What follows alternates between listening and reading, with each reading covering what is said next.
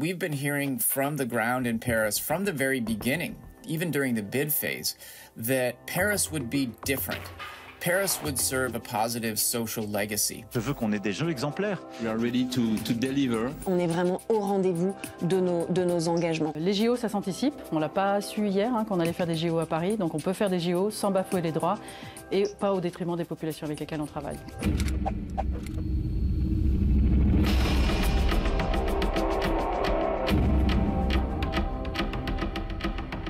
My name is Jules Boykoff, and I've written 6 books about the politics of the Olympic Games.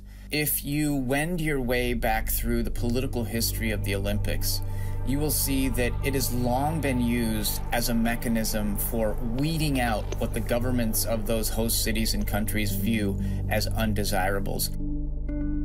On n'est pas pour ou contre les JO. Notre rôle à nous, en fait, c'est d'alerter sur ce qu'on voit déjà sur le terrain, c'est-à-dire les conséquences directes qu'on voit là de politiques liées aux préparations des JO. Donc ce sont des expulsions sur les terrains des campements, ce sont les usagers et usagères de produits qu'on n'a pas envie de voir, ce sont les travailleurs et travailleuses du sexe qu'on réprime encore plus. I don't know if the follow-through is all that great when you have the most marginalized people in your society being thrown into buses and sent out of the Olympic City ahead of the Olympic Games.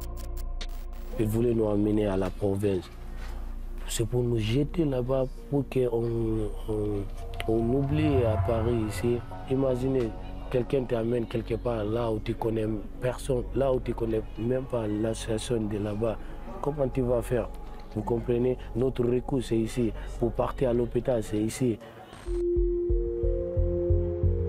Il n'y a pas d'évaluation singulière de la situation des personnes. Donc en fait, une fois qu'elles sont arrivées en région, elles sont finalement confrontées à des systèmes qui sont déjà saturés. Et on va potentiellement leur proposer plutôt une aide au retour pour certaines personnes ou des dispositifs pas du tout adaptés. You can look at the 1996 Olympics in my home country right here, the United States, where in Atlanta in 1996, police bought one-way bus tickets for unhoused people in the city just to send them away to other places around the United States. On ne peut pas faire comme s'il n'y avait pas tout un champ de la population qui ne va pas avoir accès aux mêmes choses et pour qui cette période-là va être extrêmement difficile.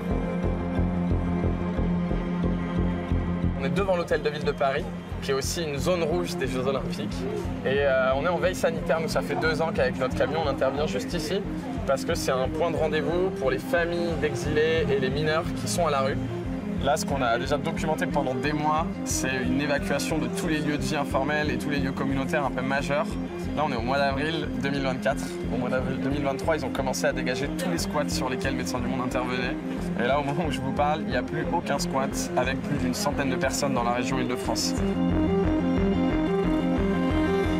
Et ça, pour la santé mentale, moi j'ai eu des jeunes à une évacuation qui me disaient, tu sais quoi, s'il faut mourir aujourd'hui, la vie elle vaut plus rien quand on est dans cette situation. En fait, ça crée une détresse psychique qui est incalculable. On m'a souvent demandé de quitter le lieu, de partir d'ici, mais où, je sais pas. On est des enfants, on n'est pas venu ici pour être délinquant ou bien quoi, on voulait aller à l'école. Les grandes craintes qu'on va avoir, nous, d'un point de vue opérationnel, en fait, c'est comment on va pouvoir maintenir le contact avec les populations avec lesquelles on travaille, puisqu'elles sont expulsées, elles-mêmes ne savent pas du tout où elles vont. Comment on maintient des parcours de soins avec les personnes qui en ont besoin, comment on fait attention aux maladies chroniques pour qu'il n'y ait pas de rupture ni de renoncement aux soins. Nous, on a proposé un plan de prise en charge pour qu'en gros, il y ait une continuité des solidarités, des services médico-sociaux au gouvernement. Et nous, on a demandé 10 millions, qu'a priori, on n'obtiendra pas, mais il faut avoir en tête que c'est juste 0,1% du budget total des Jeux. What often happens is that people running the Olympics and then the policing units that are there in the host city and country use the state of exception that the Olympics inevitably bring in order to get these things to happen. But what happens also during the state of exception is that it establishes a new norm that can be then used in the wake of the games, where officials can say, look, we did it during the Olympics, there was no great harm that was done, there weren't huge protests that happened, so we can continue the practice today.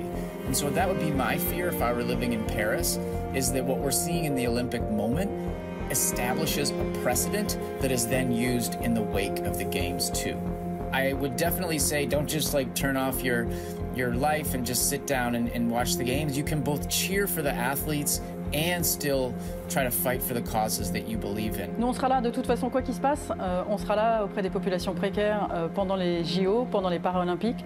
On sera là pour maintenir l'accès aux soins et l'accès aux droits des personnes qu'on auront besoin aussi à cette période-là.